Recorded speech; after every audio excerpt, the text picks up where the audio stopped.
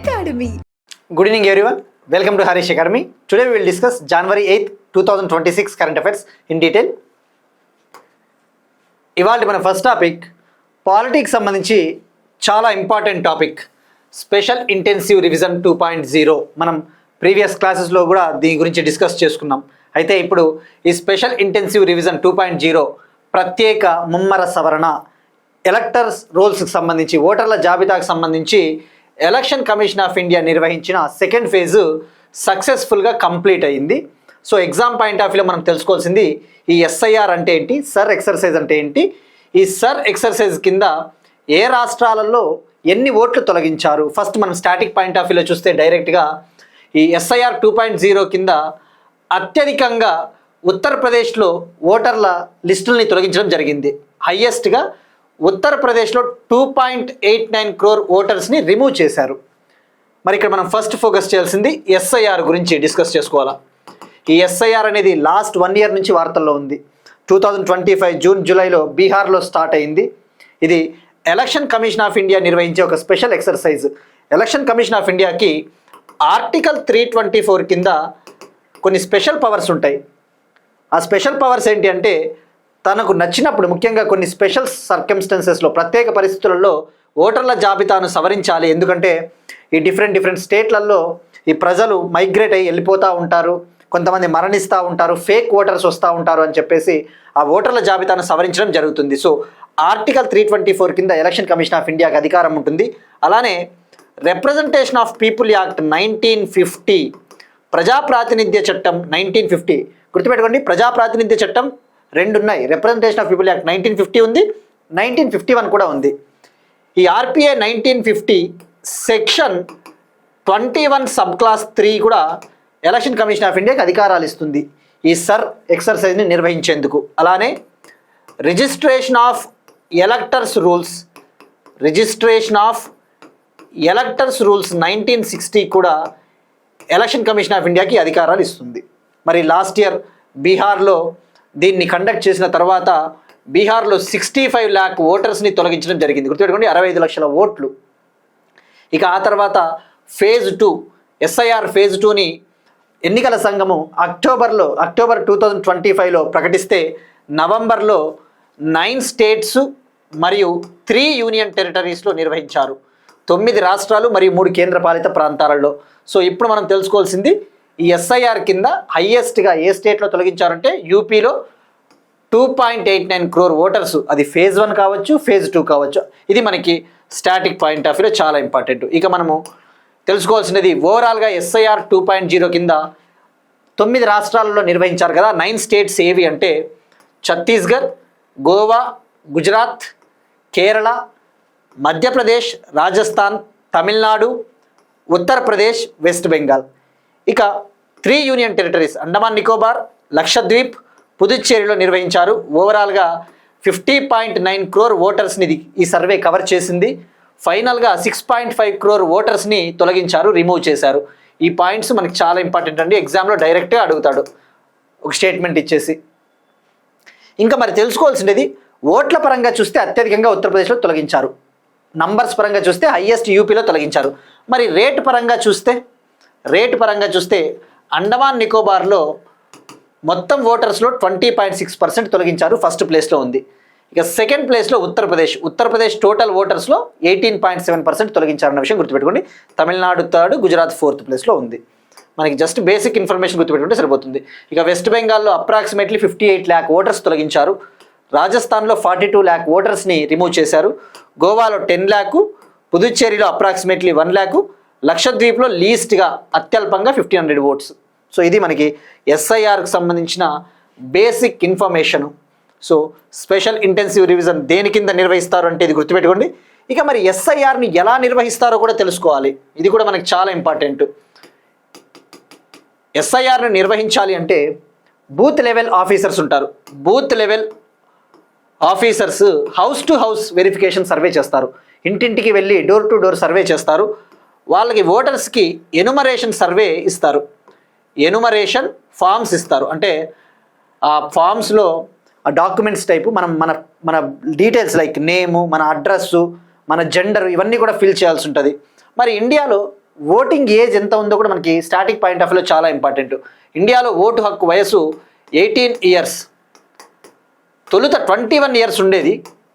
అయితే 1988లో 61st constitutional amendment act తీసుకొని వచ్చారు.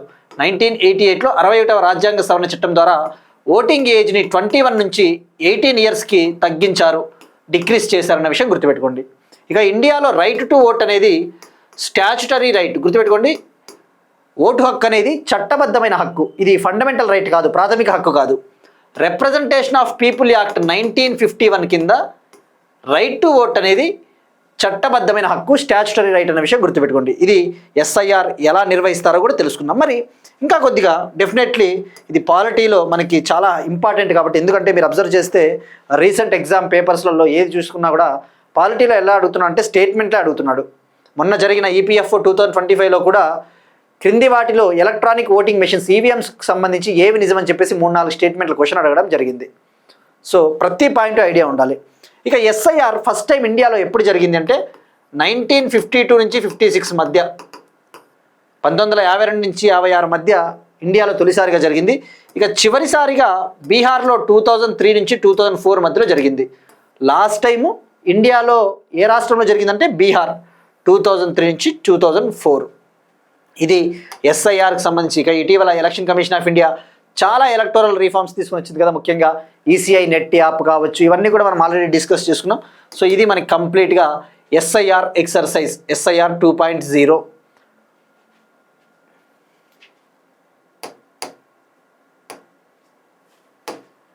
నెక్స్ట్ వన్, గంగా సాగర్ సేతుకు శంకుస్థాపన చేసిన వెస్ట్ బెంగాల్ చీఫ్ మినిస్టర్ మమతా బెనర్జీ. గంగా సాగర్ సేతు బ్రిడ్జ్కి ఫౌండేషన్ స్టోన్ వేశారు వెస్ట్ బెంగాల్ చీఫ్ మినిస్టర్. మరి ఇక్కడ గంగా సాగర్ సేతు అంటే ఏంటి? సేతు అంటే బ్రిడ్జ్. వెస్ట్ బెంగాల్లో సాగర్ ఐలాండ్ అనేది ఒకటి ఉంది, సాగర్ ద్వీపము. ఆ సాగర్ ద్వీపానికి కనెక్టివిటీని కల్పించడం కోసం ఈ గంగా సాగర్ సేతుని కన్స్ట్రక్ట్ చేస్తూ ఉంది వెస్ట్ బెంగాల్ గవర్నమెంట్. మరి ఎందుకు దానికి కనెక్టివిటీని కల్పించాలి, బ్రిడ్జ్ వేయాల్సిన అవసరం ఏముంది అంటే, ఎవ్రీ ఇయర్ మకర సంక్రాంతి టైంలో, ప్రతి సంవత్సరం మకర సంక్రాంతి టైంలో వెస్ట్ బెంగాల్లోని సాగర్ ఐలాండ్ వద్ద గంగా సాగర్ మేళా అనే ఒక ఉత్సవం జరుగుతుంది. గంగా సాగర్ మేళా. ఈ గంగా సాగర్ మేళాలో భాగంగా ప్రజలు గంగా నదిలో మునిగి కపిలముని టెంపుల్కి వెళ్తారు. గంగా సాగర్లో మునిగి కపిలముని టెంపుల్కి వెళ్తారు. మనకి ఏ విధంగా అయితే కుంభమేళా ఉందో అట్లా ఇది ఇండియాలో రెండవ అతిపెద్ద ఉత్సవం అని చెప్పవచ్చు. అంటే ఏంటి, ప్రజలందరూ ఒకచోట గుమిగూడి పుష్కర స్నానాలు చేస్తారు కదా, పుణ్య స్నానాలు. ఆ విధంగా ఇది second largest in terms of people congregation after Kumbh Mela. ఇక మరి ఇప్పుడు ఈ సాగర్ ఐలాండ్ గుర్తుపెట్టుకోండి, గంగా సాగర్ మేళా ఎవ్రీ ఇయర్ మకర సంక్రాంతి రోజున, మకర సంక్రాంతి ఆ టైంలో జరుగుతుంది. మరి ఇప్పుడు 5 కిలోమీటర్స్ బ్రిడ్జ్ని నిర్మిస్తూ ఉంది వెస్ట్ బెంగాల్. ఈ బ్రిడ్జ్ సాగర్ ఐలాండ్ని వెస్ట్ బెంగాల్ రిమైనింగ్ ప్రాంతం ఉంటుంది కదా, మెయిన్ ల్యాండ్ని కనెక్ట్ చేస్తుంది.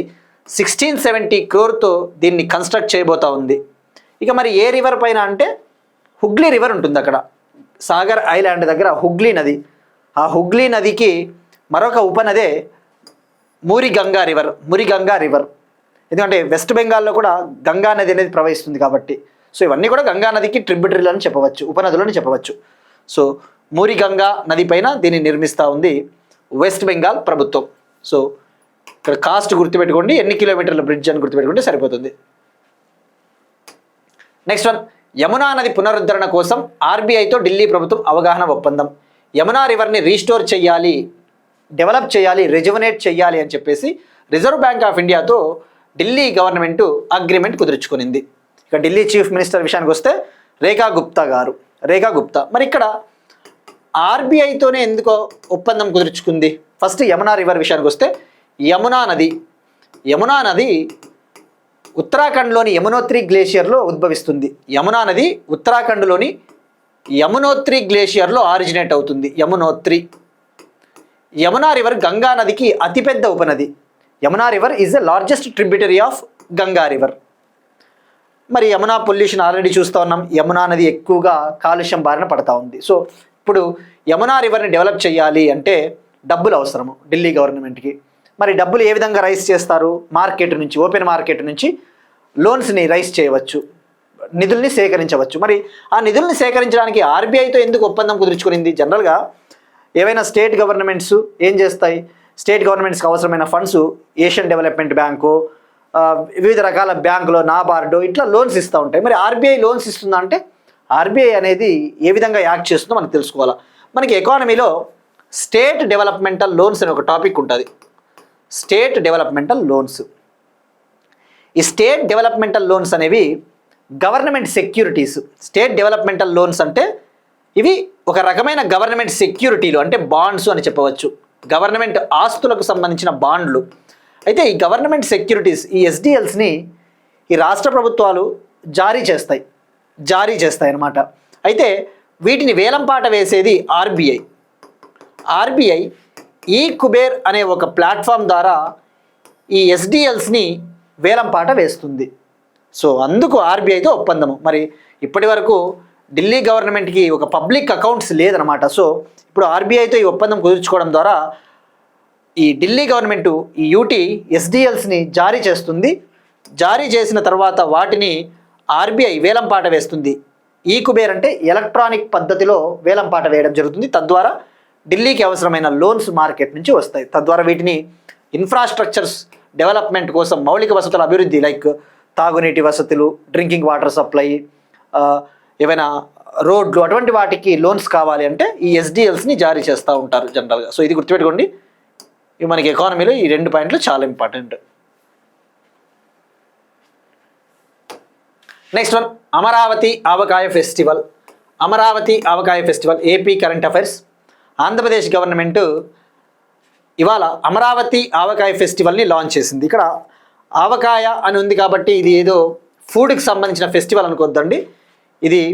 ఇది ముఖ్యంగా తెలుగు సినిమాని, తెలుగు ఆర్ట్ అండ్ కల్చర్ని, తెలుగు లిటరేచర్ని, తెలుగు సినిమాని, తెలుగు సాహిత్యాన్ని, తెలుగు సంస్కృతిని బాగా ప్రాచుర్యంలోకి తీసుకురావాలి, పాపులారిటీ తీసుకురావాలని చెప్పేసి ఆంధ్రప్రదేశ్ గవర్నమెంట్ ఇవాళ స్టార్ట్ చేసింది. ఈ ఫెస్టివల్ 8 నుంచి 10th జనవరి వరకు జరుగుతుంది. విజయవాడలోని పున్నమి ఘాట్ వద్ద. సో మరి ఎక్కడ అంటే కృష్ణా రివర్ బ్యాంక్స్, కృష్ణా నది ఒడ్డున పున్నమి ఘాట్ వద్ద జరుపుతూ ఉన్నారు. దీన్ని నిర్వహిస్తూ ఉన్నది ఆంధ్రప్రదేశ్ టూరిజం డెవలప్మెంట్ కార్పొరేషను, అలానే టూరిజం డిపార్ట్మెంట్ సహకారంతో మరియు టీమ్ ఆర్ట్స్ అనే సంస్థ సహకారంతో దీన్ని నిర్వహిస్తూ ఉన్నారు. అందరూ సింగర్సు, డ్యాన్సర్సు వీళ్ళందరూ కూడా ఇందులో పార్టిసిపేట్ చేస్తున్నారు. వన్స్ ఇది ముగిసిన తర్వాత ఏమైనా ముఖ్యమైన ఒప్పందాలు, అటువంటి ఏమైనా ఫర్దర్ డెవలప్మెంట్స్ కనుక వస్తే మనం అప్డేట్ చేసుకుందాం మన కరెంట్ అఫైర్స్ క్లాసెస్కి. Next one, Telangana current affairs. ఇది తెలంగాణ కరెంట్ అఫైర్ అనే కాకుండా ఇది ఓవరాల్గా అన్ని ఎగ్జామ్స్కి ప్రిపేర్ అయ్యే వాళ్ళకి వెళ్ళిపోతుంది. ఎందుకంటే ఇక్కడ మీరు టాపిక్ చూస్తే భారతదేశంలో మొట్టమొదటి బయో ఇంజనీర్డ్ లంగ్ సెంటర్, భారతదేశపు మొట్టమొదటి బయో ఇంజనీర్ ఊపిరితిత్తుల సెంటర్ ఆఫ్ ఎక్సలెన్స్ని ఐఐటి హైదరాబాద్ లాంచ్ చేసింది. మరి ఇక్కడ ఏంటి అసలు బయో ఇంజనీర్డ్ ఊపిరితిత్తులు? మనకి ఇప్పుడు చూస్తే ఆల్రెడీ పొల్యూషన్ పెరిగిపోతూ ఉంది. ఈ పొల్యూషన్ వల్ల లంగ్స్ అనేవి చాలా డ్యామేజ్ అవుతాయి. సో ఆ లంగ్స్ డ్యామేజ్ అయినప్పుడు ఆ లంగ్స్ని మార్చాల్సి ఉంటుంది, ఆర్గాన్ ట్రాన్స్ప్లాంటేషన్ చేయాల్సిన అవసరం ఉంటుంది, అవయవ దానం అవసరమవుతుంది. బట్ ఇప్పుడున్న పరిస్థితుల్లో ఆర్గాన్ ట్రాన్స్ప్లాంటేషన్, అవయవ దానం అనేది కూడా అంత ఈజీ కాదు. ఆర్గాన్స్ అనేవి షార్టేజ్లో ఉంటాయి. సో అవయవ దానం అనేది కూడా కొరతగా ఉంది ఇప్పుడు. సో దీన్ని పరిష్కరించడం కోసము బయో ఇంజనీర్డ్ లంగ్స్ పైన రీసెర్చ్ చేయాలి అని చెప్పేసి ఒక సెంటర్ ఆఫ్ ఎక్సలెన్స్ని లాంచ్ చేయడం జరిగింది. మరి ఇక్కడ ఫస్ట్ బయో ఇంజనీర్డ్ లంగ్స్ అంటే ఏంటో తెలుసుకుందాం. బయో ఇంజనీర్డ్ లంగ్స్ అంటే ల్యాబ్లలో తయారు చేసే ఊపిరితిత్తులు. హ్యూమన్ యొక్క స్టెమ్ సెల్స్, మనుషుల యొక్క కణాలు, స్టెమ్ సెల్స్ని సేకరించి ల్యాబ్లో కొన్ని బయోటెక్నాలజీస్ని ఉపయోగించి తయారు చేస్తారు. వాటిని బయో ఇంజనీర్డ్ లంగ్స్ అంటారు. తద్వారా అవయవ దానానికి కొరత వచ్చినా కూడా, షార్టేజ్ వచ్చినా కూడా వీటిని అమర్చవచ్చు అనమాట. సో ఇప్పుడు వీటిపైన పరిశోధన కోసం ఒక సెంటర్ ఆఫ్ ఎక్సలెన్స్ని ఏర్పాటు చేశారు. మరి ఎక్కడంటే ఇందాక చెప్పినట్టు ఐఐటి హైదరాబాదు జర్మనీ యూనివర్సిటీ సహకారంతో ఏర్పాటు చేశారు. జర్మనీ యూనివర్సిటీ కోఆపరేషన్తో దీన్ని ఏర్పాటు చేయడం జరిగింది. ఈ సెంటర్ ఆఫ్ ఎక్సలెన్స్ని ఏఐజీ హాస్పిటల్స్ అధినేత హెడ్ డాక్టర్ నాగేశ్వర్ రెడ్డి గారు ప్రారంభించారు. ఆ విషయం గుర్తుపెట్టుకోండి. ఇక మరి జర్మనీకి చెందిన ఏ యూనివర్సిటీ సహకారంతో అంటే జర్మనీకి చెందిన జస్టస్ లీబిగ్ యూనివర్సిటీలో ఇన్స్టిట్యూట్ ఫర్ లంగ్ హెల్త్ ఉంది. Institute for lung health IIT Hyderabad కలిసి లాంచ్ చేయడం జరిగింది.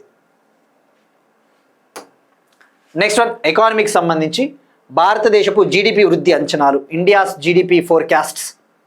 2025-26 ఆర్థిక సంవత్సరానికి భారతదేశ జీడిపి వృద్ధి 7.4% ఉందని చెప్పేసి గవర్నమెంట్ ఆఫ్ ఇండియా అంచనా వేసింది. 2025-26కి ఇండియాస్ జీడిపి గ్రోత్ అనేది 7.4% ఉండొచ్చు అని చెప్పేసి ministry of statistics and programme implementation మంత్రిత్వ శాఖ చెప్పింది. గణాంకాలు మరియు పథకాల అమలు మంత్రిత్వ శాఖ తన అంచనాలను వెల్లడించింది. మరి ఇక్కడ ఫస్ట్ ఫోకస్ చేయాల్సింది భారతదేశ జీడిపి వృద్ధికి సంబంధించి వివిధ సంస్థలు చెప్తానే ఉంటాయి అంచనాలు. ఫస్ట్ దానికంటే ముందు మనం తెలుసుకోవాల్సింది జీడిపి అంటే ఏంటి. జీడిపి అంటే గ్రాస్ డొమెస్టిక్ ప్రోడక్ట్, స్థూల దేశీయ ఉత్పత్తి. ఒక దేశంలో ఒక ఆర్థిక సంవత్సరంలో ఉత్పత్తి అయిన మొత్తం గూడ్స్ అండ్ సర్వీసెస్ విలువ, ఒక ఆర్థిక సంవత్సరంలో ఒక దేశంలో ఉత్పత్తి అయిన వస్తువులు మరియు సేవల మొత్తం విలువనే GDP. The total value of goods and services produced with in the country, దాన్నే జీడిపి అంటారు.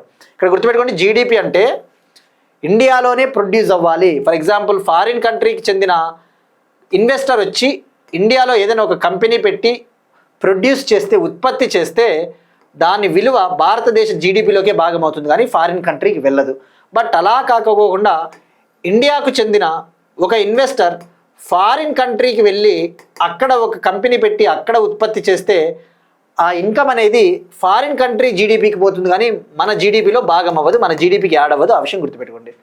సో ఎవరు ప్రొడ్యూస్ చేస్తూ ఉన్నారన్నది ముఖ్యం కాదు మనకి. ఇక్కడ జీడిపిలో ఎక్కడ ప్రొడ్యూస్ చేస్తూ ఉన్నామన్నదే ముఖ్యము, రైట్? ఇక జీడిపి గురించి మనకి కొద్ది క్లారిటీ వచ్చింది. అయితే జీడిపి విషయానికి వస్తే 2024-25లో ఇండియా జీడిపి గ్రోత్ రేట్ ఎంత సాధించిందో కూడా ఒక ఐడియా ఉండాలి. 24-25లో మన జీడిపి 6.5% గ్రోత్ రేట్ సాధించాం, రైట్? ఇది మనకు ఒక స్టాటిక్ పాయింట్ ఆఫ్ వ్యూ. ఇక మరి జీడిపిలో ఇప్పుడు ఏం చెప్పింది? Ministry of statistics and programme implementation అంచనాలను విడుదల చేసింది. ఫస్ట్ అడ్వాన్స్డ్ ఎస్టిమేట్స్ని విడుదల చేసింది. తొలి ముందస్తు అంచనాలు మాత్రమే ఇవి, తొలి ముందస్తు అంచనాలే. ఇక మనం ఫస్ట్ ఫోకస్ చేసింది, ఈ టాపిక్ అర్థం కావాలంటే మనకి జీడిపిలో నామినల్ జీడిపి, రియల్ జీడిపి అని రెండు ఉంటాయి. అలానే అడ్వాన్స్డ్ ఎస్టిమేట్స్, ప్రొవిజనల్ ఎస్టిమేట్స్ అని రెండు ఉంటాయి. అడ్వాన్స్డ్ ఎస్టిమేట్స్ అంటే ముందస్తు అంచనాలు, ప్రొవిజనల్ ఎస్టిమేట్స్ అంటే తాత్కాలిక అంచనాలు, రైట్? మరి ఫస్ట్ అవి తెలుసుకున్న తర్వాతనే మనము ఈ టాపిక్ వద్దాం. ఫస్ట్ జీడిపి గురించి తెలుసుకుందాం. జీడిపి ఇందాకనే డెఫినేషన్ తెలుసుకున్నాం కదా, గ్రాస్ డొమెస్టిక్ ప్రోడక్ట్. ఇందులో నామినల్ జీడిపి అంటే ఏంటి? Nominal GDP, real GDP. Nominal GDP అంటే జీడిపిని కొలవాలి అంటే కరెంట్ మార్కెట్ ప్రైజెస్ని ఉపయోగిస్తే, జీడిపిని కొలవడం కోసము ప్రస్తుత మార్కెట్ ధరల్ని ఉపయోగిస్తే అది నామినల్ జీడిపి అంటారు. జీడిపిని కొలవడానికి ప్రస్తుత మార్కెట్ ధరలను ఉపయోగిస్తే అది నామినల్ జీడిపి. అయితే ఈ నామినల్ జీడిపిలో భారతదేశ ఆర్థిక వ్యవస్థని, ఏదైనా ఒక కంట్రీ ఎకానమీ హెల్త్ ఎలా ఉందో పర్ఫెక్ట్గా తెలుసుకోవాలి అంటే రియల్ జీడిపినే బెస్ట్ ఇండికేటర్, రియల్ జీడిపినే ఉత్తమము. ఎందుకు నామినల్ జీడిపి ఉత్తమం కాదు అంటే, నామినల్ జీడిపి అనేది కరెంట్ మార్కెట్ ప్రైజెస్, ప్రస్తుత మార్కెట్ ధరల్ని పరిగణలోకి తీసుకుంటుంది, ఇన్ఫ్లేషన్ని పరిగణలోకి తీసుకుంటుంది, ద్రవ్యోల్బణము కూడా ఇందులో యాడ్ అవుతుంది. అందుకే ఇది కరెక్ట్ కాదు. ఎప్పుడైనా ఒక ఆర్థిక వ్యవస్థ పర్ఫార్మెన్స్ కొలవాలి అంటే రియల్ జీడిపినే కరెక్ట్. ఈ రియల్ జీడిపి ఏం చేస్తుందంటే బేస్ ఇయర్ని ఉపయోగించి జీడిపిని కొలవడం జరుగుతుంది. ఇందులో ద్రవ్యోల్బణాన్ని పరిగణలోకి తీసుకోరు, ఇన్ఫ్లేషన్ని కన్సిడర్ చెయ్యరు. సో రియల్ జీడిపిలో ఇన్ఫ్లేషన్ ఎఫెక్ట్స్ అవి కన్సిడర్ చెయ్యరు కాబట్టి రియల్ జీడిపి ఉత్తమం. సో ఇప్పుడు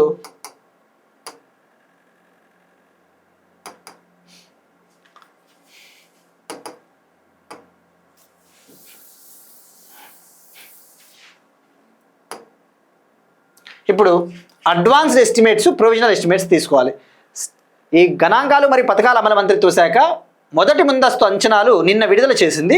దీని ప్రకారము 2025-26 ఫినాన్షియల్ ఇయర్లో మన భారతదేశ నామినల్ జీడిపి 8% ఉంటుంది, రియల్ జీడిపి అయితే 7.4% ఉంటుందని చెప్పింది. గుర్తుపెట్టుకోండి, 2025-26కి అయితే మొదటి ముందస్తు అంచనాల ప్రకారం నామినల్ జీడిపి 8% ఉంటుంది, రియల్ జీడిపి 7.4% ఉంటుందని చెప్పింది. రైట్. ఇక మరి రెండవ ముందస్తు అంచనాలు, second advanced estimates February 22 next month release చేయబోతా ఉన్నారు. ఇక ప్రొవిజనల్ ఎస్టిమేట్స్ వచ్చేసి May 30న విడుదల చేయబోతా ఉన్నారు. ఇక్కడ ముందస్తు అంచనాలు అంటే ఏంటి? ముందస్తు అంచనాలు అంటే అప్పటి వరకు అందుబాటులో ఉన్న డేటా ఆధారంగా పూర్తి సంవత్సరం వృద్ధికి సంబంధించిన అంచనాలు. అంటే ఇప్పటికి ఎంత డేటా అందుబాటులో ఉందో ఆ డేటాను తీసుకొని ఈ ఆర్థిక సంవత్సరానికి ఎంత వృద్ధి ఉండొచ్చో ఒక అంచనా ఇవ్వడం జరుగుతుంది. ఇక ప్రొవిజనల్ ఎస్టిమేట్స్ తాత్కాలిక అంచనాలు అంటే వన్స్ ఈ ఆర్థిక సంవత్సరం ముగిసిపోయిన తర్వాత ఆ పూర్తి సంవత్సరం డేటా ఆధారంగా May 30న విడుదల చేస్తారు. అంటే 2026-27 ఆర్థిక సంవత్సరంలో రిలీజ్ చేస్తారు. ఇక ఇది కూడా ఫైనల్ కాదు, ఆ తర్వాత రివైజ్డ్ ఎస్టిమేట్స్ అని ఉంటాయి. బడ్జెట్లో మనకి రివైజ్డ్ ఎస్టిమేట్స్ అని ఉంటుంది, అంటే సవరించిన అంచనాలు. ఈ తాత్కాలిక అంచనాలకు కూడా తర్వాత ఇంకా అప్డేట్స్ చేయడం జరుగుతుందన్నమాట. సో ఇది మనకి ఇక్కడ ఇంగ్లీష్లో ఉంది, advanced estimates, revised estimates, advanced estimates, provisional estimates. ఇక మరి ఇప్పుడు ఏం చెప్తా ఉంది, 25-26లో భారతదేశ రియల్ జీడిపి 7.4% ఉండొచ్చు అని చెప్పింది. ఇంకా అలానే 2025-26 ఆర్థిక సంవత్సరంలో రియల్ జీడిపి అనేది 201.9 lakh crore చేరుకుంటుంది అని కూడా చెప్పింది. ఇక ఆర్బీఐ ఎంత చెప్పింది? ఆర్బీఐ అయితే 25-26 ఫినాన్షియల్ ఇయర్కి 7.3% గ్రోత్ రేట్ ఉంటుందని చెప్పింది. ఇక అలానే ఒక ఇంటర్నేషనల్ కంపెనీ గోల్డ్మ్యాన్ సాచెస్ అనే ఒక కంపెనీ కూడా 2025-26 అలానే 2026-27లో భారతదేశ జీడిపి ఎంత ఉంటుందో తన అంచనాలను ప్రకటించింది. 2025-26కి భారతదేశ జీడిపి 7.3% ఉండొచ్చు అని గోల్డ్మ్యాన్ సాచెస్ చెప్పింది.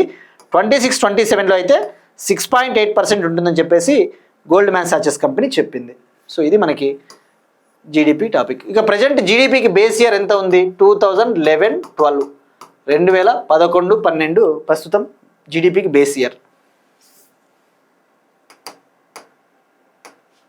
నెక్స్ట్ వన్, స్పేస్ టెక్నాలజీకి సంబంధించి ఇస్రో డస్ట్ ఎక్స్పెరిమెంట్ ప్రయోగం సక్సెస్.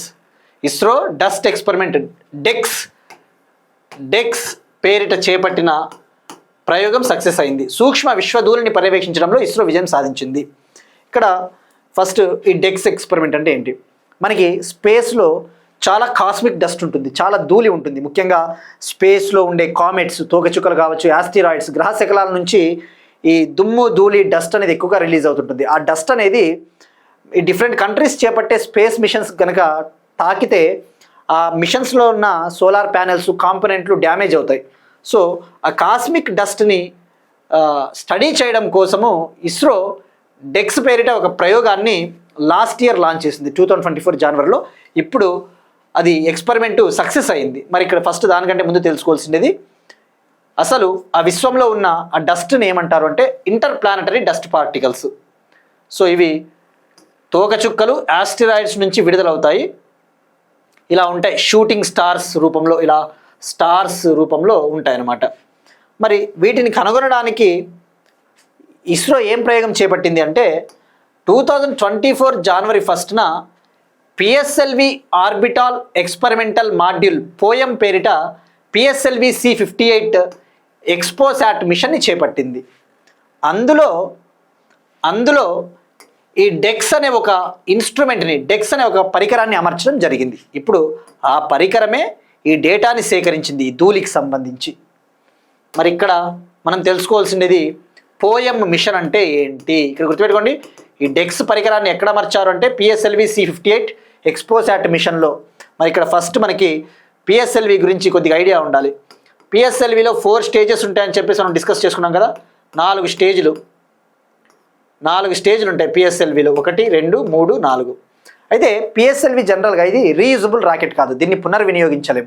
ఉదాహరణకు పిఎస్ఎల్వి రాకెట్ని లాంచ్ చేసిన తర్వాత అది శాటిలైట్ మోసుకొని పోతుంది కదా, కక్షలోకి ఆర్బిట్లోకి శాటిలైట్ని రిలీజ్ చేసిన తర్వాత ఈ 4th స్టేజ్ ఏదైతే ఉందో ఆ 4వ స్టేజు అక్కడే మిగిలిపోతుంది అంతరిక్షంలో అది స్పేస్ డెబ్రిస్గా మిగిలిపోతుంది, అంటే అంతరిక్ష వ్యర్థంగా మిగిలిపోతుంది. కానీ అది అలా వృధా కాకూడదు అని చెప్పేసి పిఎస్ఎల్వి C-58 ఎక్స్పోసాట్ మిషన్లో భాగంగా పోయం ఎక్స్పెరిమెంట్ని చేపట్టింది ఇస్రో. మరి దీంట్లో ఏం చేశారంటే ఈ పిఎస్ఎల్వి 4వ స్టేజ్లో డెక్స్ పరికరాన్ని అమర్చింది ఇస్రో. ఈ డెక్స్ పరికరము ఎప్పుడైతే ఆ 4వ స్టేజ్ అక్కడ అంతరిక్షంలో మిగిలిపోయిన తర్వాత వ్యర్థంగా ఈ డెక్స్ పరికరంలో అమర్చిన సోలార్ ప్యానెల్స్ ఏమైతే ఉంటాయో ఆ సోలార్ ప్యానెల్స్ ఆ అంతరిక్షంలో ఉన్న డస్ట్ని ధూళిని స్టడీ చేశాయి, ఆ డేటాని సేకరించాయి. సో అది పోయం మిషన్కి సంబంధించిన ఇన్ఫర్మేషన్. నెక్స్ట్ వన్, పినాక ఆయుధ వ్యవస్థను అప్గ్రేడ్ చేయనున్న Tata advance systems limited company. Tata advance systems limited company Pinaka multi barrel rocket launching సిస్టమ్ని అప్గ్రేడ్ చేయబోతా ఉంది. ఇక్కడ మనం ఆల్రెడీ ప్రీవియస్ క్లాస్లో డిస్కస్ చేసుకున్నాం కదా, పినాక అంటే ఒక multi barrel rocket launch system. ఇలా ట్రక్స్ నుంచి రిలీజ్ చేస్తారు, ట్రక్స్ నుంచి రాకెట్లను లాంచ్ చేస్తారు. మరి మనం ఒకసారి తెలుసుకోవాల్సింది ఫస్ట్, దానికంటే ముందు టాటా అడ్వాన్స్ సిస్టమ్స్ గురించి తెలుసుకుందాం. స్టాటిక్ పాయింట్ ఆఫ్ వ్యూలో Tata advance systems limited company Tata Sons company యొక్క అనుబంధ సంస్థ, టాటా సన్స్ కంపెనీ యొక్క సబ్సిడరీ కంపెనీ. టాటా సన్స్కి చైర్మన్గా ఎవరున్నారు, ఇది చాలా ఇంపార్టెంట్, నటరాజన్ చంద్రశేఖరన్ గారు. ఈయన ఎందుకు మనకి ఇప్పుడు ఈయన గురించి తెలుసుకోవాలంటే 2025 ఫిబ్రవరిలో ఈయనకి ఒక అవార్డు వచ్చింది. 2025 ఫిబ్రవరిలో యునైటెడ్ కింగ్డమ్ నైట్హుడ్ అవార్డుతో ఈయన్ని సత్కరించింది. యునైటెడ్ కింగ్డమ్ 2025లో నైట్హుడ్ అవార్డు ఈయనకి ఇచ్చింది. ఎందుకంటే ఇండియాకి యూకేకి మధ్య బిజినెస్ రిలేషన్స్ని, ఇండియాకి యూకేకి మధ్య ఈ బిజినెస్ సంబంధాలని బలోపేతం చేయడంలో, స్ట్రెంగ్తెన్ చేయడంలో ఈయన కృషి చేశాడనమాట. అది మనకి స్టాటిక్ పాయింట్ ఆఫ్ వ్యూ ఇది సరిపోతుంది. ఇక ఇప్పుడు Tata advance systems limited company head quarters Hyderabad అన్న విషయం గుర్తుపెట్టుకోండి, హైదరాబాద్. ఇక ఇప్పుడు మనం కొద్దిగా పినాక రాకెట్ గురించి తెలుసుకున్న తర్వాత, పినాక రాకెట్ గురించి తెలుసుకుంటే సరిపోతుంది. దీన్ని ఇంకా అప్గ్రేడ్ చేయబోతా ఉన్నారు అంతే. మరి ఇప్పుడు పినాక రాకెట్ గురించి ఇంకొకసారి డెఫినెట్లీ తెలుసుకోవాల్సిందే. పినాక రాకెట్ ఇది లాంగ్ రేంజ్ రాకెట్ కదా, మనం డిస్కస్ చేసుకున్నాం. దీర్ఘ శ్రేణి 120 కిలోమీటర్స్ వరకు దూసుకొని పోతుంది. ఇది గైడెడ్ రాకెట్ అంటే ఏంటి, ఇది నావిగేషన్ వ్యవస్థతో దూసుకొని పోతుంది వన్స్ లాంచ్ చేసిన తర్వాత. ప్రెసిషన్ స్ట్రైక్ క్యాపబిలిటీ ఉంటుంది. ప్రెసిషన్ స్ట్రైక్ అంటే ఎంత డీప్ మిషన్స్, ఎంత డీప్గా అయినా కూడా వెళ్ళగలదు. ఇక ఇది 44 సెకండ్స్లోనే 12 రాకెట్స్ని ఏకకాలంలో లాంచ్ చేయగలదు. 44 సెకండ్స్లోనే 12 రాకెట్లను సైమల్టేనియస్గా లాంచ్ చేయగలదు. ఇది పినాక రాకెట్కి సంబంధించిన ఇన్ఫర్మేషన్. మరి పినాక రాకెట్ని ఎవరు డెవలప్ చేశారు, ఎవరు తయారు చేశారు అంటే డిఆర్డిఓకు చెందిన ఒక లేబొరేటరీ. ఆ లేబొరేటరీ పేరు వచ్చేసి armament research and development establishment. ఇది పూణే మహారాష్ట్రలో ఉంది. డిఆర్డిఓకు చెందిన armament research and development establishment company, అది డిఆర్డిఓ లేబొరేటరీ, అది తయారు చేసింది. మరి ఈ లేబొరేటరీకి మరొక లేబొరేటరీ కూడా సహకారం అందించింది, హెల్ప్ చేసింది. అది ఏది అంటే అది కూడా పూణేలోనే ఉంది. High energy materials research laboratory, high energy materials research laboratory system. ఇది కూడా పూణే మహారాష్ట్రలోనే ఉంది. సో ఇక్కడ మెయిన్గా గుర్తుపెట్టుకోవాల్సింది అయితే దీన్ని డెవలప్ చేసింది డిఆర్డిఓకి చెందిన armament research and development establishment Pune అన్న విషయం గుర్తుపెట్టుకోండి. సో ప్రతి పాయింట్ మనకి చాలా ఇంపార్టెంట్. మరి ఇప్పుడు Tata advance systems limited company ఏదైతే ఉందో ఇది ఫస్ట్ జనరేషన్ పినాక రాకెట్ వ్యవస్థని అప్గ్రేడ్ చేయబోతోంది అన్న విషయం గుర్తుపెట్టుకోండి. అలానే బ్యాటరీ కమాండ్ పోస్ట్స్ని అప్గ్రేడ్ చేస్తూ ఉంది. మరి ఎవరి సహకారంతో అంటే ఆర్మీకి చెందిన అడ్వాన్స్ బేస్ వర్క్షాప్స్తో కలిసి అప్గ్రేడ్ చేయబోతూ ఉంది. ఆర్మీకి చెందిన 510 అడ్వాన్స్ బేస్ వర్క్షాప్స్తో కలిసి అప్గ్రేడ్ చేయబోతూ ఉంది. సో ఇది మనకి పినాక ఆయుధ వ్యవస్థ. Next one, Taimur cruise missile. Pakistan Taimur cruise మిస్సైల్ని లాంచ్ చేసింది. మనకి ఏదైనా ఫారిన్ కంట్రీ మిస్సైల్ వార్తల్లో ఉన్నప్పుడు బేసిక్ ఇన్ఫర్మేషన్ తెలుసుకోవాలి. అంటే ఏంటి, అది దాని రేంజ్ ఎంత, అది ఎప్పుడు ఎక్కడి నుంచి లాంచ్ చేశారో అటువంటి బేసిక్ డీటెయిల్స్. ఇక్కడ ఫస్ట్ క్రూయిజ్ మిస్సైల్ అంటే మనం మెనీ టైమ్స్ డిస్కస్ చేసుకున్నాం. బ్యాలిస్టిక్ మిసైల్ అంటే హయ్యర్ ఆల్టిట్యూడ్లో ఎక్కువ ఎత్తులో దూసుకొని పోతాయి. క్రూయిజ్ మిసైల్స్ అంటే తక్కువ ఎత్తులో దూసుకొని పోతాయి. లోయర్ ఆల్టిట్యూడ్, బ్యాలిస్టిక్ అంటే higher altitude. Ballistic missiles cruise మిసైల్స్తో పోల్చుకుంటే చాలా ఫాస్ట్గా మూవ్ అవుతాయి. ఉదాహరణకు ఇంటర్ కాంటినెంటల్ బ్యాలిస్టిక్ మిసైల్స్, అగ్ని 5 అటువంటివి. క్రూయిజ్ మిసైల్స్ ఏంటంటే శత్రు దేశాల కంటికి చిక్కవు, శత్రు దేశాల స్టెల్త్ టెక్నాలజీకి కూడా చిక్కవు, ఎందుకంటే లో ఆల్టిట్యూడ్లో పోతూ ఉంటాయి. కానీ బ్యాలిస్టిక్ మిసైల్స్ ఈజీగా శత్రు దేశాల కంటికి చిక్కుతాయి, కానీ ఫాస్ట్గా పోతాయి. సో ఇది మనకి బేసిక్ డిఫరెన్స్. ఇక క్రూయిజ్ మిసైల్స్ అంటే మనకి ఇండియాలో నిర్భయ్ ఉంది కదా, నిర్భయ్ సబ్సోనిక్ మిస్సైలు, బ్రహ్మోసు ఇలా ఉన్నాయి. Nirbhay, BrahMos supersonic cruise missile, Nirbhay subsonic cruise missile ఇలాగా. సో ఇది మనకి, సో క్రూయిజ్ అంటే క్లారిటీ వచ్చింది కదా. మరి ఇప్పుడు రేంజ్ వచ్చేసి, దీని range Taimur cruise missile range 600 kilometre. ఇది సాంప్రదాయబద్ధమైన వార్ హెడ్ని మోసుకొని పోతుంది. వార్ హెడ్ అంటే పేలోడు, ఏదైనా శత్రు దేశానికి చెందిన వాటిని నాశనం చేయాలంటే పేలోడ్ అవసరం కదా. ఇది కన్వెన్షనల్ వార్ హెడ్ని మోసుకొని పోతుంది. కన్వెన్షనల్ వార్ హెడ్ అంటే ఏదైనా కెమికల్ పేలోడ్, న్యూక్లియర్ పేలోడ్ కాదన్న విషయం గుర్తుపెట్టుకోండి. ఇక దీన్ని ఎక్కడి నుంచి లాంచ్ చేశారంటే ఎయిర్ నుంచి, గుర్తుపెట్టుకోండి, ఎయిర్ నుంచి దీన్ని లాంచ్ చేశారు. మరి క్రూయిజ్ మిసైల్స్ని ఎక్కడి నుంచి లాంచ్ చేయవచ్చు అంటే గ్రౌండ్ నుంచి లాంచ్ చేయవచ్చు, మనం చూస్తూ ఉంటాం కదా, గ్రౌండ్ నుంచి లాంచ్ చేయవచ్చు, ఎయిర్ నుంచి లాంచ్ చేయవచ్చు, సబ్మెరైన్స్ నుంచి కూడా లాంచ్ చేయవచ్చు క్రూయిజ్ మిసైల్. ఇక పాకిస్తాను బంగ్లాదేశ్కి కొన్ని ఫైటర్ జెట్స్ను కూడా అమ్మాలని చెప్పేసి నిర్ణయం తీసుకునింది. పాకిస్తాను బంగ్లాదేశ్ రక్షణ సంబంధాలు కూడా బలోపేతం అవుతూ ఉన్నాయి. పాకిస్తాన్ బంగ్లాదేశ్కి JF-17 థండర్ ఫైటర్ జెట్స్ని సేల్ చేయాలి అని చెప్పేసి నిర్ణయం తీసుకునింది. ఈ పాయింట్ యాడ్ చేసుకోండి డైరెక్ట్గా fact. Next one, hepatitis E vaccine. Hyderabad చెందిన డాక్టర్ రెడ్డీస్ ల్యాబొరేటరీ హెపటైటిస్ ఈ వైరస్కి వ్యాక్సిన్ని లాంచ్ చేసింది. దాని పేరే హెవాక్సిన్.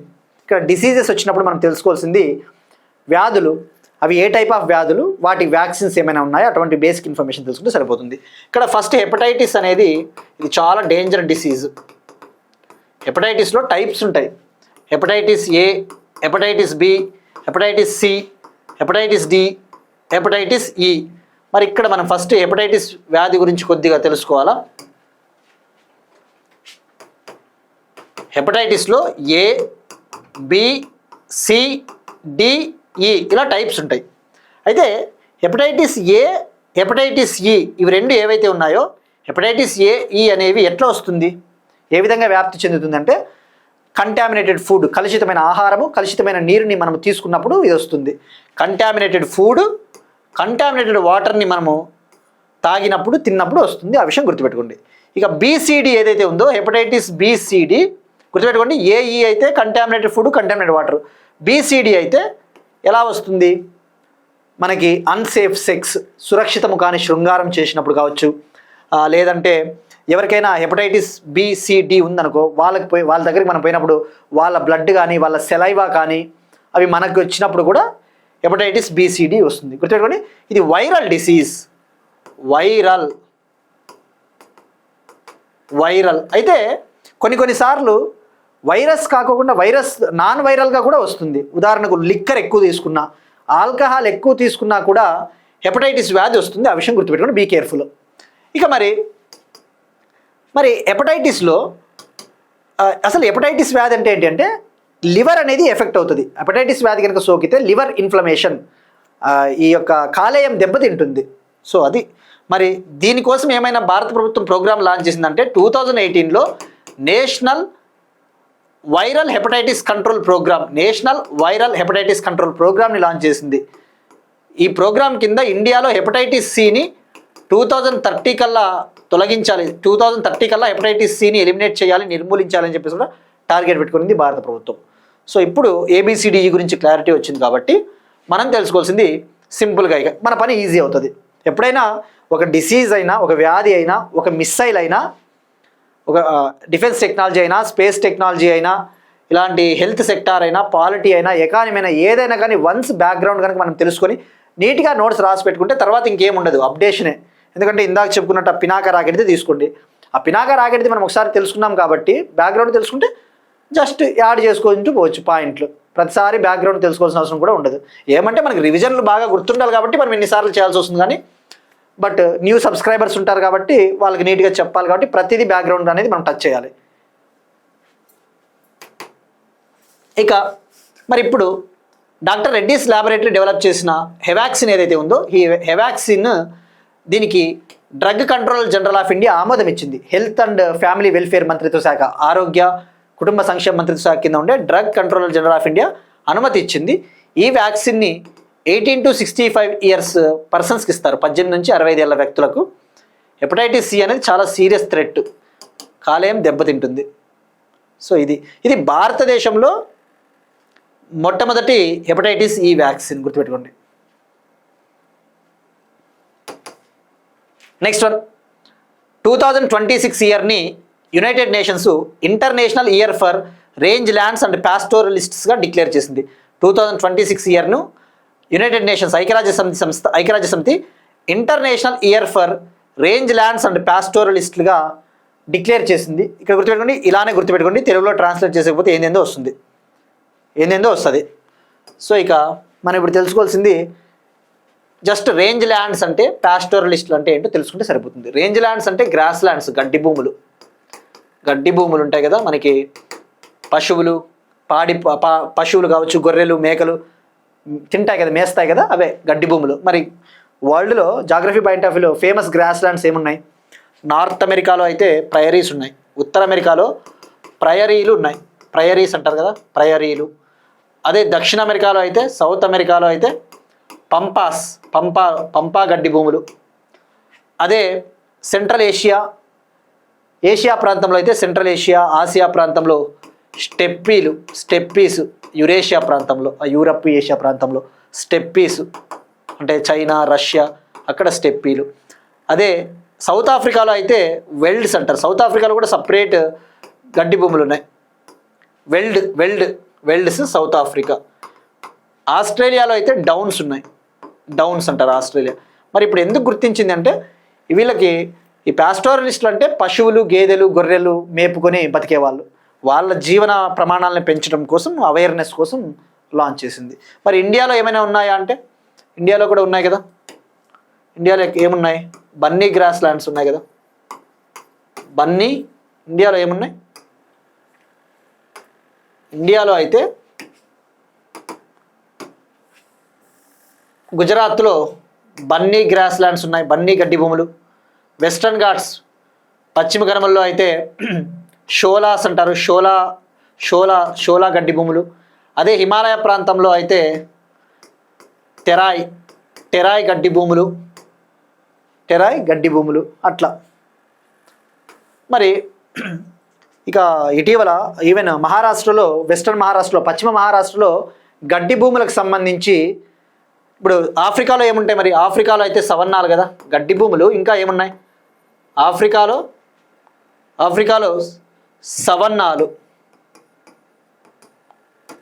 నార్త్ అమెరికాలో ప్రయరీలు, సౌత్ అమెరికాలో పంపాలు, సెంట్రల్ ఏషియాలో స్టెప్పీసు, సౌత్ ఆఫ్రికాలో అయితే వెల్డ్లు, ఆస్ట్రేలియా అయితే డౌన్లు, రిమైనింగ్ ఆఫ్రికాలో అయితే సవన్నాలు. మరి ఇండియాలో కూడా పశ్చిమ మహారాష్ట్రలో ఇటీవల మరాఠాకు సంబంధించిన లిటరేచర్, మరాఠీ సాహిత్యము ఒక వెలుగులోకి తీసుకొని వచ్చింది. ఏమని చెప్పిందంటే ఈ పశ్చిమ మహారాష్ట్రలో ఉన్న గడ్డి భూములు ఏవైతే ఉన్నాయో అవి క్షీణించిన అడవులు కాదు, డిగ్రేడెడ్ ఫారెస్ట్లు కాదు, అవి సుమారుగా ప్రాచీన కాలం నుంచే ఉన్నాయి, సుమారుగా 750 సంవత్సరాల నుంచే ఉన్నాయి. అవి ప్రాచీన పర్యావరణ వ్యవస్థలు, ఏన్షియంట్ ఎకోసిస్టమ్స్, అవేవో అడవులు అంతరించిపోతే ఏర్పడిన పర్యావరణం కాదు అని చెప్పేసి కూడా చెప్పింది. సో ఎవరు చెప్పారంటే గుర్తెట్టుకోండి, మరాఠా లిటరేచర్, మరాఠా సాహిత్యము. సో ఇది మనకి మరి ఇట్లాంటివి అడుగుతాడంటే ఎగ్జామ్లో, యూపీఎస్సీ లాంటి ఎగ్జామ్లోనే డైరెక్ట్ స్టాటిక్ అడిగాడండి, మ్యాచ్ ద ఫాలోయింగ్ ఇచ్చాడు. మరి 2026 ఇయర్ మరో దానికి కూడా ఫేమస్. 2026ని అదే ఐక్యరాజ్య సమితి international year of the women ఫార్మర్గా కూడా ప్రకటించింది. అంతర్జాతీయ మహిళా రైతు సంవత్సరం, ఇట్లాంటివి కొద్దిగా గుర్తుపెట్టుకోవచ్చు, తెలుగులో ట్రాన్స్లేట్ చేయొచ్చు. అంతర్జాతీయ మహిళా రైతు సంవత్సరంగా కూడా 2026నే ప్రకటించింది. ఎందుకు ఇలా ఒకే సంవత్సరాన్ని ఇలా ప్రకటిస్తుంటారంటే అవేర్నెస్, అవగాహన తీసుకురావడానికి. సో 2026 అనేది range lands pastoralist, international year of the women farmer. అలానే మరొకటి కూడా international year of volunteers for sustainable development. International year of volunteers for sustainable development, సుస్థిర అభివృద్ధి కోసం స్వచ్ఛందంగా సేవలు అందిస్తూ ఉంటారు కదా, అలా కూడా డిక్లేర్ చేసింది. 2026 ఇంటర్నేషనల్ ఇయర్ ఆఫ్ వాలంటీర్స్ అంటే 3 ప్రాముఖ్యతలు ఉన్నాయి 2026కి. మొన్న యూపీఎస్సీ 2025లో ఎలా అడిగాడంటే మ్యాచ్ ద ఫాలోయింగ్ ఇచ్చాడు. ఇట్లా ఇంటర్నేషనల్ ఇయర్ ఇచ్చాడు, పై వాటిలో ఎన్ని జతలు కరెక్ట్గా మ్యాచ్ చేయబడ్డాయని చెప్పేసి ఒక పేరే కరెక్ట్గా మ్యాచ్ చేయబడింది, 2 పేర్లు అంటే ప్రతిదీ గుర్తుంటేనే మనకి ఇక్కడ ఆన్సర్ చేయగలుగుతాం, ఎలిమినేట్ చేయలేం. అంటే ఇది యూపీఎస్సీలో ఇలా అడుగుతున్నాడని కొద్దిగా అవేర్నెస్ తీసుకురావడానికి, ఏమో రేపు పొద్దున్న మన ఎగ్జామ్లలో కూడా అడిగితే చెప్పలేం. సో మనం అన్నిటికీ రెడీగా ఉండాలి కాబట్టి. మరి మనం ఇది ఒకసారి తెలుసుకుంటే ఇందాకనే తెలుసుకున్నాం. International year of the woman farmer అయితే 2026 కరెక్టే, ఇది ఇందాకనే తెలుసుకున్నాం కాబట్టి. International year of sustainable and resilient tourism అంటే సుస్థిరమైన పర్యాటక రంగాన్ని ప్రోత్సహించడం కోసం 2027 అన్నాడు, ఇది కరెక్టే. International year of piece and trust అన్నాడు, శాంతికి నమ్మకానికి ఒక అంతర్జాతీయ సంవత్సరం 2025 అన్నాడు, ఇది కరెక్టే. ఇక international year of asteroid awareness and planetary defence 2029 అన్నాడు, అంటే ఈ యొక్క గ్రహ శకలాలపైన అవగాహన తీసుకురావడం కోసము ప్లానటరీ డిఫెన్స్, ఈ యొక్క గ్రహ రక్షణ కోసం ఒక అంతర్జాతీయ సంవత్సరం, అది 2029 అన్నాడు, ఇది కరెక్టే. సో ఆన్సర్ వచ్చేసి దీనికి అన్నీ కరెక్టే, ఆల్ 4. సో కాబట్టి మనకి ఒక్కొక్కసారి డైరెక్ట్గా అడుగుతాడు ఏ ఎగ్జామ్లోనైనా కూడా. యూపీఎస్సీలో కూడా ఫ్యాక్ట్స్ అడుగుతున్నాడండి. సో ఇక్కడ యూపీఎస్సీలో ఒక అనలిటికలే కాదు ఫ్యాక్ట్స్ కూడా అడుగుతా ఉన్నాడు అనే విషయం గుర్తుపెట్టుకుంటే సరిపోతుంది. Next one, atomic energy regulatory board చైర్మన్గా K Balasubramanian. Atomic energy regulatory board ఇది ఇండియాలో అటామిక్ సెక్టార్ని, ఈ న్యూక్లియర్ సెక్టార్ని రెగ్యులేట్ చేయడం కోసం, నియంత్రించడం కోసం, అటామిక్ ఎనర్జీని పీస్ఫుల్ పర్పసెస్ కోసం, శాంతియుతంగా వాడడం కోసము ఒక బోర్డు ఉంటుంది. అటామిక్ ఎనర్జీ రెగ్యులేటరీ బోర్డు ఒక ఒక రెగ్యులేటరీ బోర్డు అని చెప్పవచ్చు. 1983లో ఏర్పాటైంది. అటామిక్ ఎనర్జీ యాక్ట్ 1962 కింద ఏర్పాటైంది. దీని హెడ్ క్వార్టర్స్ ముంబై. ఇప్పుడు దీనికి చైర్మన్గా ఒక సీనియర్ సైంటిస్ట్ ఏకే బాలసుబ్రహ్మణ్యన్ గారు సెలెక్ట్ అయ్యారు. సో ఇక్కడ మెయిన్గా ఫోకస్ చేయాల్సింది ఇండియాలో డిపార్ట్మెంట్ ఆఫ్ అటామిక్ ఎనర్జీ ఎవరి కింద ఉంటుందంటే డైరెక్ట్గా ప్రైమ్ మినిస్టర్ కింద ఉంటుంది. ప్రైమ్ మినిస్టర్ తన ఆధీనంలో ఉంచుకుంటాడు అనే విషయం గుర్తుపెట్టుకోండి. ఇక భారతదేశంలో father of atomic energy in India, భారతదేశంలో అటామిక్ ఎనర్జీ పితామహుడు అంటే హోమీ జహంగీర్ బాబా గారు. ఈయన ముంబైలో Tata institute of fundamental research సంస్థ ఏర్పాటు చేశాడు. అలానే అటామిక్ ఎనర్జీ ఎస్టాబ్లిష్మెంట్ బాంబేలో ఉంటుంది. త్రోంబే అనే ప్రాంతం, బాంబేలో త్రోంబే అనే ప్రాంతం ఉంటుంది. ఆ త్రోంబేలో అటామిక్ ఎనర్జీని డెవలప్ చేయడం కోసం అటామిక్ ఎనర్జీ ఎస్టాబ్లిష్మెంట్ త్రోంబే అనే సంస్థను ఏర్పాటు చేశాడు. ఇది తర్వాత హోమీ జహంగీర్ బాబా గారు 1966లో మరణించిన తర్వాత బార్క్గా దీని పేరు మార్చారు. బార్క్ అంటే ఏంటి? బాబా అటామిక్ రీసెర్చ్ సెంటర్, న్యూక్లియర్ సెక్టార్లో పరిశోధనలు చేస్తుంటుంది. ఎక్కడ ఉందంటే బాంబే ఆర్ త్రోంబే. సో అది గుర్తుపెట్టుకోండి. సో ఈ బేసిక్ ఇన్ఫర్మేషన్ సరిపోతుంది. నెక్స్ట్ వన్, మాజీ కేంద్ర మంత్రి సురేష్ కల్మాడి గారు మరణించారు. మాజీ కేంద్ర మంత్రి సురేష్ కల్మాడి కన్నుమూత. మనకి పర్సన్స్ వచ్చినప్పుడు వాళ్ళ రోల్స్ తెలుసుకుంటే సరిపోతుంది. ఇక ఈయన ఇండియన్ ఒలింపిక్ అసోసియేషన్కి గతంలో ప్రెసిడెంట్గా పనిచేశారు. ఇండియన్ ఒలింపిక్ అసోసియేషన్ భారతదేశంలో స్పోర్ట్స్ని, అథ్లెటిక్స్ని ప్రోత్సహించడం కోసం 1999 నుంచి 2013 వరకు ఏషియన్ అథ్లెటిక్స్ అసోసియేషన్కి ప్రెసిడెంట్గా ఉన్నారు. అలానే 1996 నుంచి 2011 వరకు ఇండియన్ ఒలింపిక్ అసోసియేషన్కి ప్రెసిడెంట్గా పనిచేశారు. 2010 కామన్వెల్త్ గేమ్స్ ఆర్గనైజింగ్ కమిటీకి చైర్మన్గా పనిచేశారు. పివి నరసింహారావు, మాజీ ప్రధాని పివి నరసింహారావు గారి హయాంలో రైల్వే శాఖ సహాయ మంత్రిగా కూడా పనిచేశారు. ఈయన మహారాష్ట్రకు చెందిన వ్యక్తి, 82 ఏళ్ల వయసులో మరణించారు. Next one, Indian super league football ఫిబ్రవరి 14న ప్రారంభం. ఫుట్బాల్కి సంబంధించి ఇండియన్ సూపర్ లీగ్ టోర్నమెంటు ఫిబ్రవరి 14, 2026న ప్రారంభం కాబోతోంది. ఇది యాక్చువల్లీ సెప్టెంబర్లోనే జరిగి ఉండాల్సిండేది, కొద్దిగా డిలే అయ్యింది. మరి ఇందులో 14 క్లబ్స్ పాల్గొంటూ ఉన్నాయి, 14 టీంలు. ఉదాహరణకు మోహన్ బగాను, ఈస్ట్ బెంగాల్ టీమ్స్, అటువంటి ఫుట్బాల్ క్లబ్స్. మరి ఇండియాలో ఫుట్బాల్ని డెవలప్ చేయడానికి ఆల్ ఇండియా ఫుట్బాల్ ఫెడరేషన్ ఉంది. ఇక ఫుట్బాల్లో ఇండియా ర్యాంక్ ప్రజెంట్ అయితే 142nd ప్లేస్లో ఉంది. ఆ విషయం గుర్తుపెట్టుకోండి. 142nd స్థానంలో ఉంది. 142nd టాప్ ప్లేస్లో స్పెయిన్ ఉంది. ఇక ఇటీవల గోట్ టూర్ పేరిట లియోనెల్ మెస్సీ, అర్జెంటీనాకు చెందిన ఫుట్బాల్ విన్నర్, గత football world cup winner Lionel Messi GOAT tour పేరిట ఇండియాలో 4 సిటీస్కి వచ్చాడని చెప్పేసి కూడా తెలుసుకున్నాం. ఫస్ట్ కోల్కతాకు వచ్చాడు, తర్వాత హైదరాబాదు, తర్వాత ముంబైకి వెళ్ళాడు, ఫైనల్గా ఢిల్లీకి వెళ్ళాడు. కోల్కతాలో అతని విగ్రహాన్ని కూడా ఏర్పాటు చేశారని చెప్పేసి కూడా తెలుసుకున్నాం, లయనెల్ మెస్సీ. ఇక ముఖ్యంగా ఇండియాలో మహిళల ఫుట్బాల్ని ప్రోత్సహించడం కోసము దేశంలోనే మొట్టమొదటి ఉమెన్ ఫీఫా ఫుట్బాల్ అకాడమీని హైదరాబాద్లో ఏర్పాటు చేయబోతున్నారు. India's first FIFA women football అకాడమీని ఎక్కడంటే హైదరాబాద్. నెక్స్ట్ వన్ స్పోర్ట్స్కి సంబంధించి రోక్విటాస్ చెస్ ఫెస్టివల్. తెలంగాణకు చెందిన chess grand master Praneeth Uppala మరో ఇంటర్నేషనల్ చెస్ టైటిల్ని గెలుచుకున్నాడు.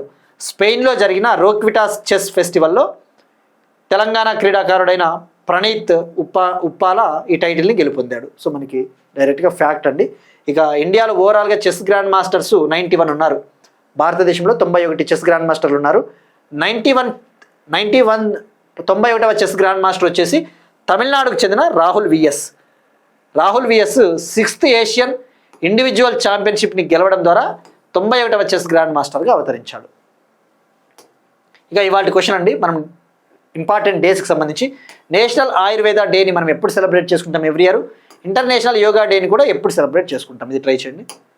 ఇక భారతదేశం మొదటి సన్ రైజ్ ఫెస్టివల్ అరుణాచల్ ప్రదేశ్లోని డాంగ్లో జరిగింది. ఎందుకంటే ఇది భారతదేశానికి అత్యంత తూర్పు దిక్కున ఉన్న గ్రామం, India's eastern most village.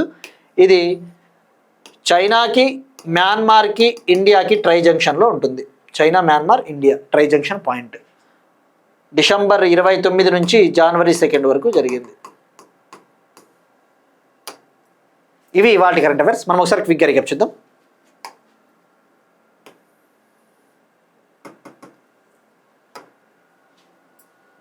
Special intensive revision 2.0,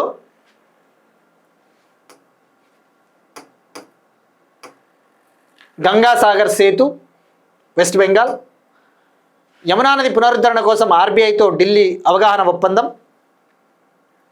Amaravati Avakaya festival Andhra Pradesh, భారతదేశం మొదటి బయో ఇంజనీర్డ్ ఊపిరితిత్తుల centre of excellence IIT Hyderabad, 2025-26 ఆర్థిక సంవత్సరానికి భారతదేశ జీడిపి వృద్ధి 7.4% గవర్నమెంట్ ఆఫ్ ఇండియా అంచనా,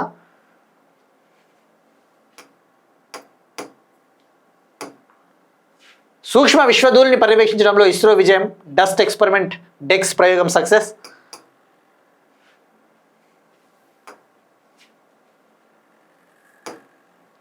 పినాకా ఆయుధ వ్యవస్థను అప్గ్రేడ్ చేయనున్న Tata advance systems limited company Hyderabad, Taimur cruise మిసైల్ని టెస్ట్ చేసిన Pakistan, Hevaxin doctor Reddy's hepatitis E vaccine, international year for range lands and pastoralist 2026, international year of the woman farmer 2026, international year of volunteers for sustainable development 2026, atomic energy regulatory board చైర్మన్గా K Balasubramanian, మాజీ కేంద్ర మంత్రి సురేష్ కల్మాడి కన్నుమూత, Indian super league football tournament ఫిబ్రవరి 14న ప్రారంభం, తెలంగాణకు చెందిన గ్రాండ్ మాస్టర్ ప్రణీత్ ఉప్పాల మరో అంతర్జాతీయ టైటిల్ని గెలుపొందాడు, Roquetas chess festival. That's it. These are today's current affairs. Will meet you next time and thank you everyone.